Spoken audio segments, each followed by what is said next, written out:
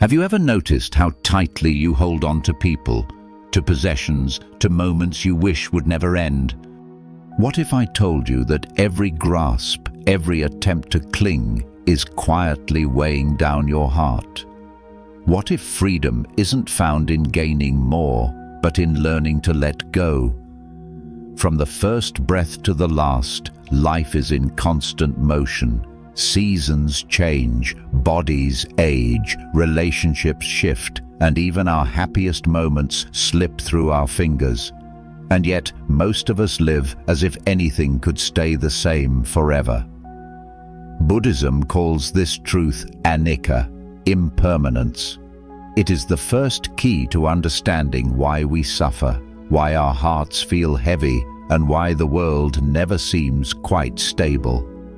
In this video, we will explore 6 profound reasons rooted in Buddhist wisdom why letting go is the single most important practice for a life of freedom, wisdom, and peace. Let's begin. Reason 1. Everything is impermanent. Anicca. From the moment we are born, the world begins changing around us. The seasons turn, the body grows, relationships shift, and moments, whether joyful or painful, come and go. Yet, we often live as though things will remain fixed forever. We hold on to youth, to health, to people we love, to achievements, to images of who we think we are. And when these things inevitably change, we suffer. Buddhism calls this anicca, impermanence. The recognition that nothing in life remains the same for long.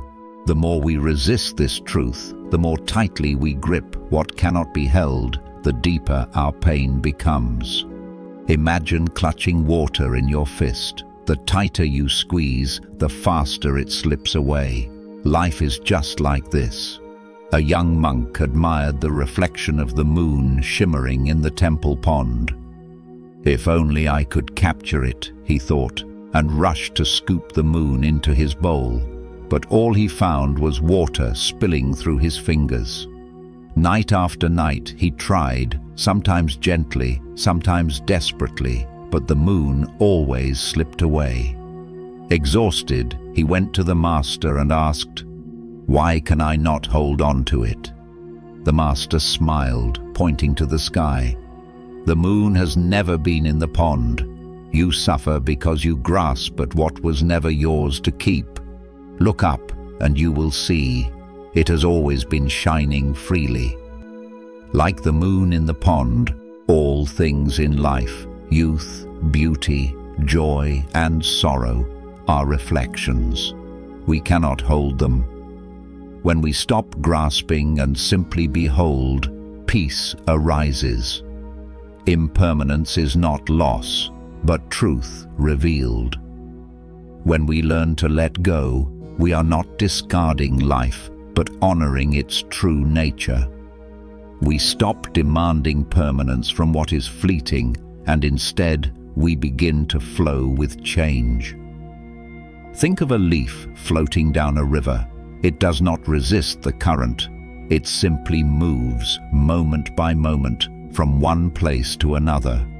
When we align with this truth, peace arises naturally. Letting go of our illusions of permanence does not mean we stop caring. It means we love fully, knowing each moment is precious because it will not return. It means we savor experiences without imprisoning them. And it means we accept endings, not as failures, but as part of the rhythm of existence. Impermanence is not our enemy, it is our greatest teacher. By letting go into the flow of change, we discover freedom in every breath. Reason 2.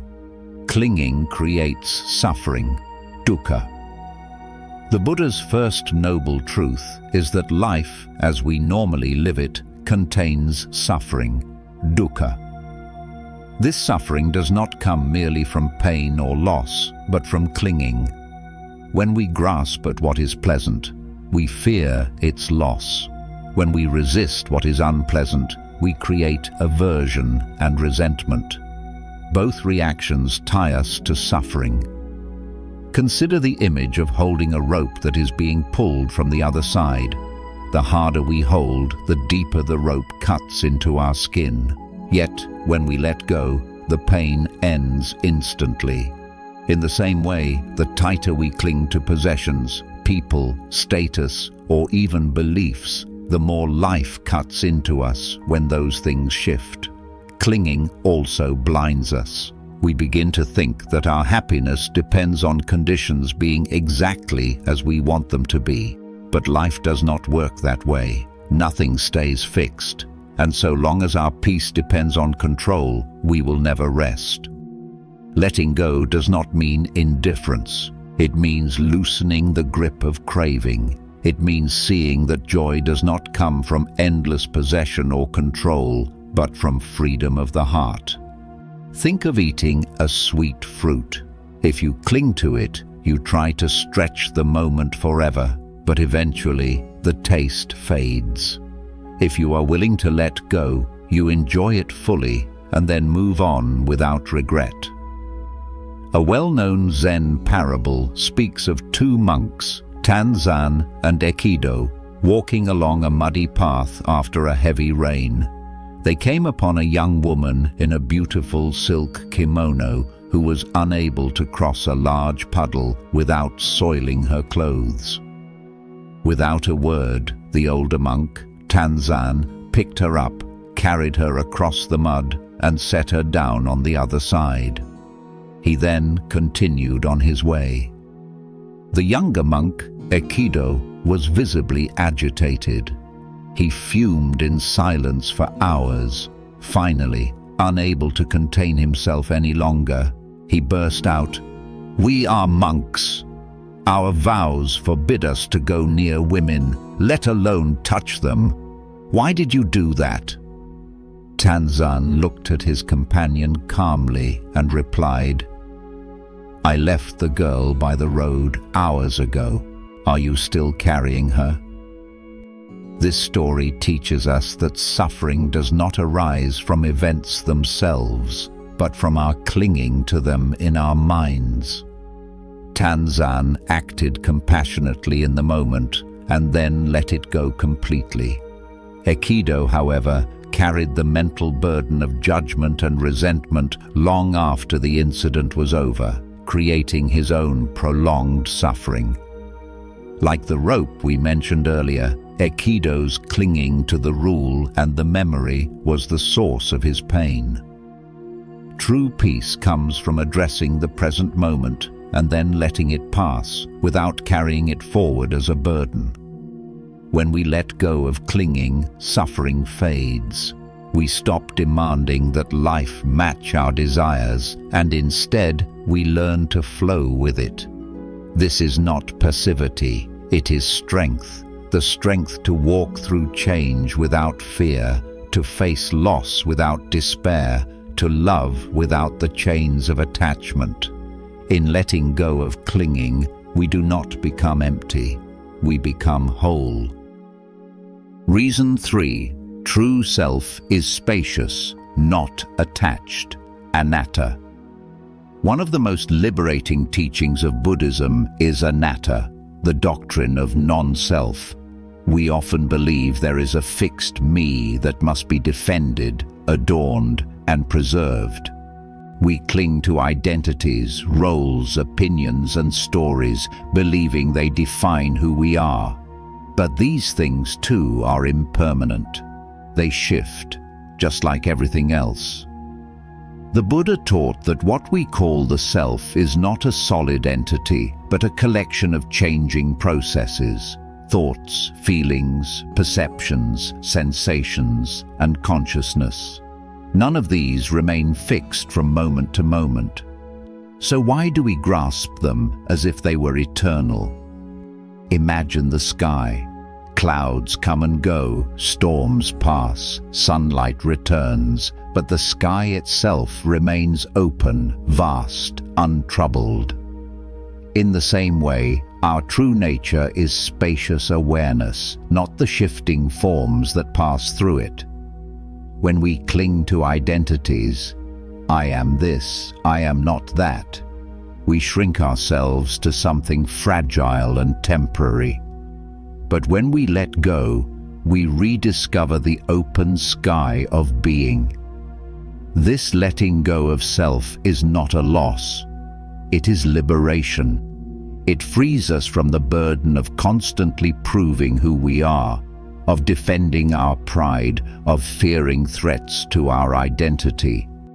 Instead, we rest in something larger, something unshakable.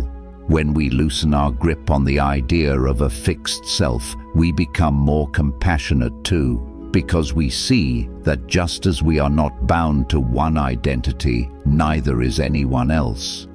People change, hearts soften, minds awaken, and in this fluidity there is hope for all beings. Letting go of the illusion of a fixed self allows us to breathe again. It opens us to the vast spaciousness of reality, where we are not confined by clinging, but set free by openness. Reason 4. Forgiveness frees the heart. Among the heaviest burdens we carry are resentments, grudges, and unhealed wounds. Someone hurt us, betrayed us, or disappointed us, and we hold on, sometimes for years, even lifetimes. We replay the story in our mind, we nourish the anger, and we believe it protects us. Yet in truth, it is we who suffer most. The Buddha compared anger to holding a burning coal with the intent of throwing it at another person. In the end, the one who is burned is the one who refuses to let go. A samurai once demanded that a Zen master teach him about heaven and hell. The master looked at him and laughed. "You, a samurai? You are nothing but a brute, too clumsy, too foolish. Who would respect you?" The samurai's face turned red with rage. He drew his sword, trembling with fury, ready to strike. The master raised his hand and said calmly, "This is the hell." Stunned, the samurai lowered his weapon. His anger dissolved into shame and then gratitude for the master's teaching. Tears filled his eyes as he bowed deeply. The master smiled and said, "And this is the heaven." Heaven and hell are not places, but states of the heart. When we cling to anger, we imprison ourselves in hell. When we release it through understanding and forgiveness, the heart opens to freedom, our own heaven. Forgiveness in Buddhism is not about excusing harmful actions or pretending they never happened. It is about releasing the poison from our own heart. To forgive is to set down the weight we have been dragging, to unclench the fist we have held too long. Many resist forgiveness because they think it means weakness, but forgiveness is strength. It takes immense courage to release anger when the world tells you to keep feeding it. It takes wisdom to understand that revenge only deepens suffering. When we forgive, we do not erase the past, but we release its grip over us. We give ourselves permission to heal. We discover that the heart, once emptied of bitterness, fills naturally with compassion and peace. To let go through forgiveness is to reclaim our freedom. We are no longer defined by the harm done to us, but by the love we choose to carry forward. This is why the Buddha said that hatred is never ended by hatred. Only by love is hatred healed. Reason 5. Letting go creates space for peace. If you walk into a room cluttered with old possessions, you cannot move freely. Every corner is filled, every shelf stacked high. There is no space to breathe. Our minds can become like this. We fill them with endless worries, attachments and fears until there is no room for peace. When we let go, we declutter the heart. We create space. And into that space flows calm, clarity, and stillness. Many of us live driven by constant grasping. We want more achievements, more recognition, more possessions, more security. But the more we gather, the more restless we become. We fear losing what we have, and we crave what we do not. The result is exhaustion. There was once a young monk who went to his teacher with frustration in his eyes. "Master," he said, "I practice every day. I chant, I sit in meditation, I try to calm my mind, but still I feel heavy. My thoughts will not stop. My heart finds no peace. What am I doing wrong?" The teacher said nothing. Instead, he reached for a teapot and slowly began to pour tea into a cup.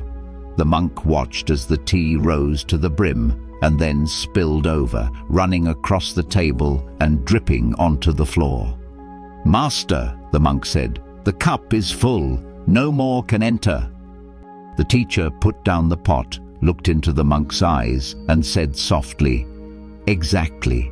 Your mind is just like this cup, overflowing with worries, attachments, and endless grasping. How can peace flow in when there is no space left to hold it?" The monk lowered his head, and in that moment he understood. To find peace, he did not need to add more practices, more effort, more striving. He needed to let go, to empty his cup. This story teaches us that the more we cling, the less room there is for peace. Letting go is not loss, it is creating space. And in that space, calm and clarity appear naturally, like fresh air entering an open window. Letting go is like opening a window in a suffocating room. Fresh air enters, light pours in. We realize we do not need so much to be content. Contentment arises naturally when we stop clinging. This does not mean abandoning life. It means releasing the unnecessary so that what truly matters can be seen. When you let go of needing to control every detail, you find the present moment waiting for you, clear, simple, and beautiful. Peace is not something we gain by adding more. It is uncovered by letting go of what weighs us down. Reason 6. Letting go is the path to liberation, nirvana. Ultimately, the Buddhist path leads to nirvana, the extinguishing of grasping, aversion, and delusion. And at its core, nirvana is discovered not by acquiring something new, but by letting go of everything that binds us. The Buddha described nirvana as the cooling of a fire. When craving and clinging burn, the mind is restless, consumed by heat. But when we let go, the fire goes out, and what remains is peace beyond all conditions. Letting go does not mean withdrawing from the world. It means walking through it with freedom. You can still love, still work, still create, still care, but you do so without the chains of attachment. You love without fear of loss. You act without need for reward. You live without the prison of me and mine.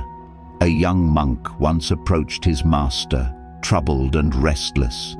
"Master," he said, "I seek peace, but my mind is always filled with desire and worry. How can I be free?"